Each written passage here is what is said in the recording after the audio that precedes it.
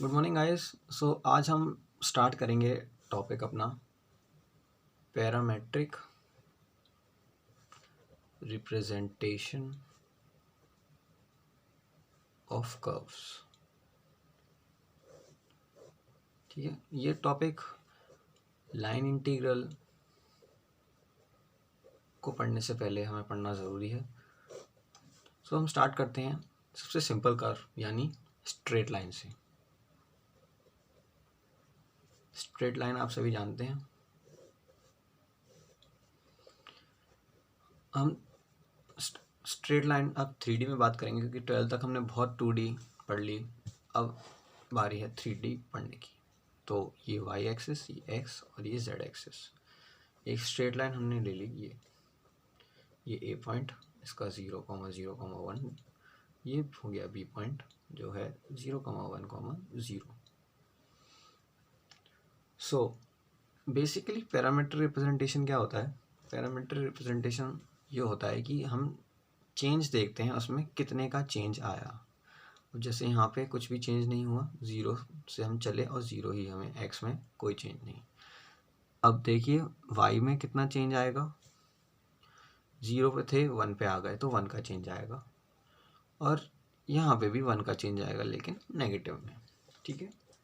सो अब आप सबको पता है equation of line in 3D क्या होती है? वो होती है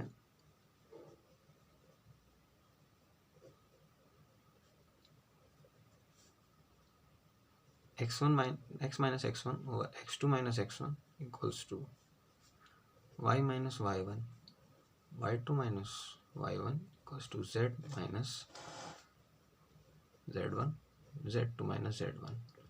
इसको हम किसी कांस्टेंट t के बराबर मान लेते हैं। ठीक है, तो हम इससे डायरेक्टली पैरामेट्रिक जो रिप्रेजेंटेशन है वो हम निकाल सकते हैं। इसका ये खाली हम इससे सिर्फ स्ट्रेट लाइन का जो 3D में है उसका हम पैरामेट्रिक रिप्रेजेंटेशन निकाल सकते हैं। ठीक है, तो एक हम इसका निकाल के देखते हैं। तो ये आपको दिख रहा है, इसमें x1 0 है, x2 भी 0 है, तो ये हो गया x minus 0, 0 minus 0 equals to, अब यहाँ देखिए x1 हमने ये माना था तो y1 ये होगा, तो ये हो जाएगा y माइनस 0 अपॉन x2 हमारा क्या है 1, तो ये हो जाएगा 1 माइनस 0 इज इक्वल्स टू, अब z1 क्या है हमारा, z1 हमारा ये है, तो ये हो जाएगा z minus z1 over z1 हमारा क्या है, z1 हमारा 1 है, और ये z2 हमारा 0 और z1 हमारा माइनस, इक्वल्स टू हमने ये t के बराबर रख दिया। ठीक है, तो अब हम इसे लिख सकते हैं xt इक्वल्स टू 0, क्योंकि जब देखिए हम x माइनस 0 अपॉन 0 को हम नहीं रिप्रेजेंट कर सकते, हमें उसे डायरेक्ट xt इक्वल्स टू 0 ही रखना पड़ेगा, क्योंकि ये जो है ये अनडिफाइंड फॉर्म होती है, इसलिए इसे रिप्रेजेंट करने का सीधा तरीका है xt इक्वल्स टू 0 रख दो, और ये y इक्वल्स टू t, और यहाँ से z निकल आएगा जो कि होगा 1 माइनस टी। तो अब हमारे पास xt आ गया, yt आ गया और zt आ गया। अब आर्ट पैरामेट्रिक रिप्रेजेंटेशन में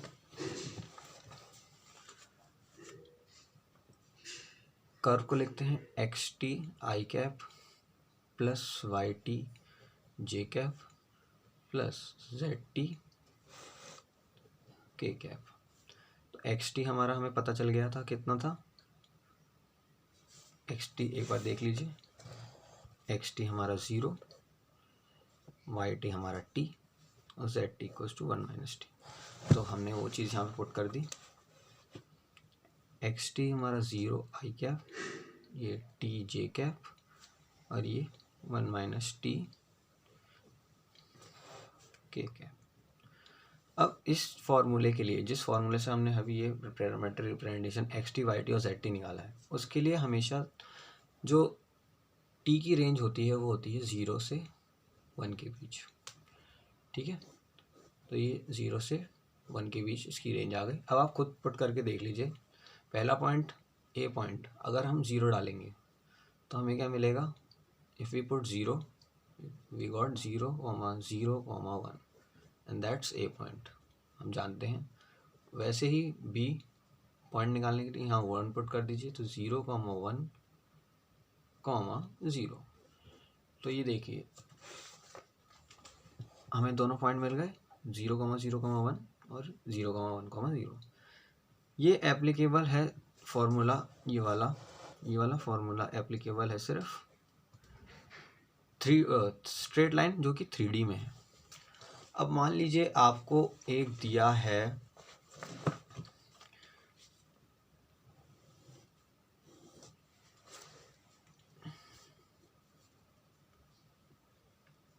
एक आपको ये सर्कल दिया हुआ है, ठीक है, 1, 0, 0 और ये हो गया -1, 0, 0।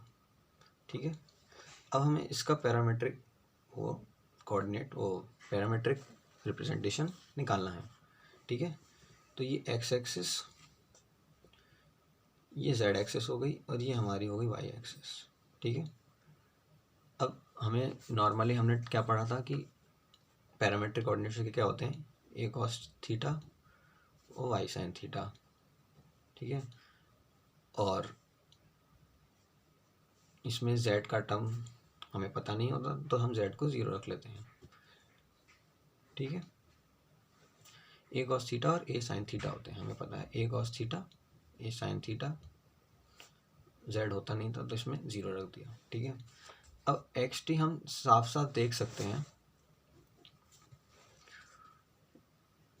ए हमारा क्या है 1, तो ये हो जाएगा कॉस थीटा। अब हम टी के रिप्रेजेंटेशन में कर रहे हैं तो थीटा इक्वल्स टू टी, तो इसको कर लेंगे कॉस टी। वाई टी हमारा क्या होगा, ए साइन थीटा, ए यहाँ 1 है तो ये sine theta, theta equals to 2 है तो ये हो गया साइन टी। ठीक है, अब जेड टी तो हमें पता है कि कोई इसमें जेड का टर्म है ही नहीं क्योंकि जेड चेंज 0 है, तो ये हो गया 0। अब टी की रेंज हमें क्या मिल रही है, यहाँ पे टी हमें मिल रहा है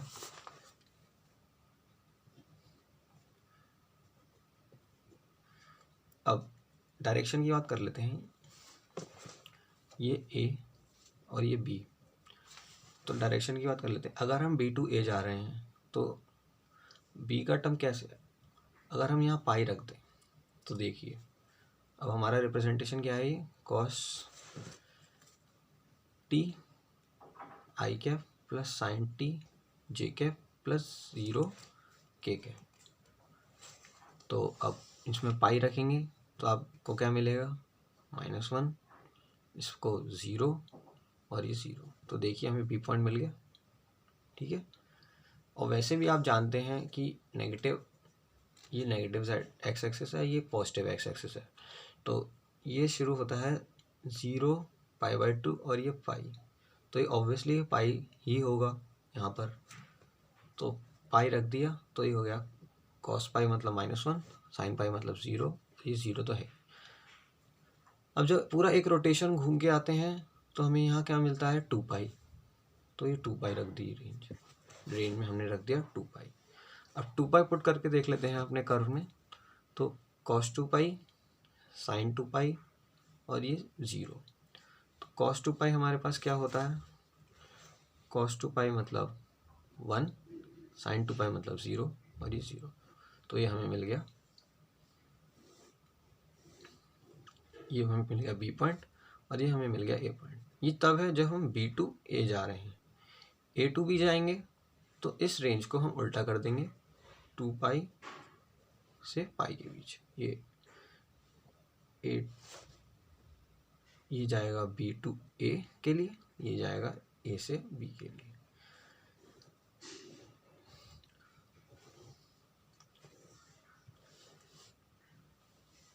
सो अब आपको शायद थोड़ा क्लियर हो गया होगा कि पैरामेट्रिक रिप्रेजेंटेशन हम कैसे करते हैं कुछ कर्व्स का हम अगली वीडियो में करेंगे।